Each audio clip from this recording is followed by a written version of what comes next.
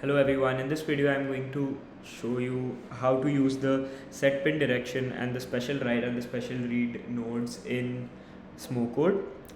So these nodes, the special write and the special read, are very similar to our write and read nodes which we use to write and read to the GPIO pins. So let's start off with our flow. It's going to be very similar to our previous program where we use the read and write nodes. So I'll start off with an on interval node and I'll set the interval to 2 seconds once again. Then I'll connect that to a set pin direction. So a set pin direction allows us to set the pin to a write mode or a read mode before we write or read from it. So if you go to the properties, you can see that it gives us a parameter where the two options are write or read. In this case, we want to write to the node and we are choosing the pin number 2 once again, which is the internal LED of our ESP32. After we set the pin direction, we choose the special write node and we connect that. And if we go to the properties, it has the same properties as the write node. The only difference between the write and the special write node is that in the special write node, we need to specify the pin, whether it's being read from or written to, before we read or write to it. This helps us in programs where there are multiple pins used and there's less confusion as we already specify what the pin should do, whether it should be written to or read from. So this reduces the confusion and helps in debugging as well and creates less errors and less confusion. So once again we write 1 to it, which turns on the LED, and let's connect a delay after that. So the delay is of 1 second and I'm gonna copy this and place it right here after the delay.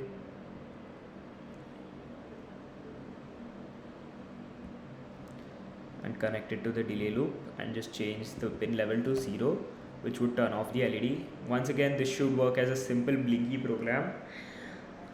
And let's do the same for the special read. It works similar to the special write. The only difference between a read and a special read is that you need to specify that the node is being read from before you read from it. And once again we choose the set pin direction. This time we change the pin number to 0 and we change the read or write to read, and the mode would be pull up only as the pin 0 is always pulled up. And then we use the special read and we change it to pin 0 as well. And then let's use our display num to display the values which are being read from the pin 0. So we choose pin level and let's change this to pin 0. So this is a simple use case for special read and special write and set pin direction. Once again, the use case for this is when multiple pins are used, there is less confusion and that no pin gets set to a write output when it's being read from. So it just reduces confusion and gives us more clarity in the program as well.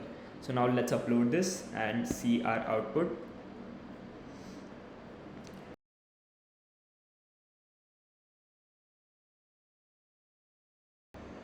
Another feature of the special read or write would be that if we want a pin that needs to be used as an input and an output, then the special read and special write should be used, as it won't auto initialize a pin to input or output.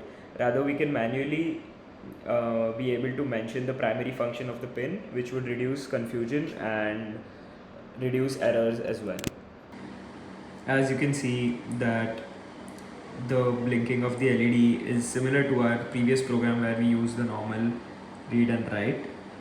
So the write function, special write function works correctly, and the set direction also works correctly. Now let's see our serial monitor.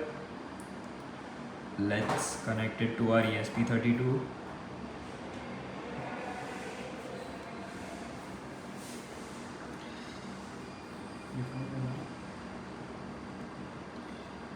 Let's press the boot button. As you can see that the current value of the pin 0 is 1. As soon as I press it, it will turn to 0.